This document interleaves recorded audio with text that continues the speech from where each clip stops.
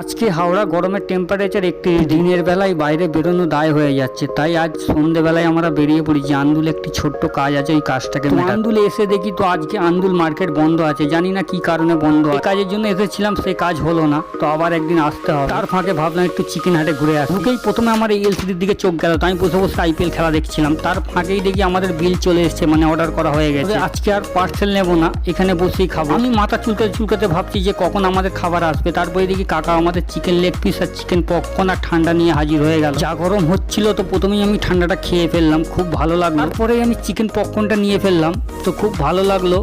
তোমরাও চাইলে এই চিকেন হাটে তোমরা ট্রাই করে দেখতে পারো চিকেন পপকর্ন আর চিকেন লেগ পিস। খাওয়া শেষ করে আমরা বাইরে চলে এলাম। বাইরে বেরিয়ে বললো তো দুতলায় উঠবো। দুতলায় নতুনভাবে ডেকোরেশন করেছে। এখানের খাওয়া দাওয়া চাইনিজ স্টাইলে। ভাবলাম তো আমি চাইনিজ খাবার খাই না, যখন পড়েছি তো ভালো করে ঘুরে দেখে নিলাম। তো আমার এই ডেকোরেশনগুলি খুব সুন্দর লেগেছে। তোমাদের কেমন লেগেছে তোমরা বলো।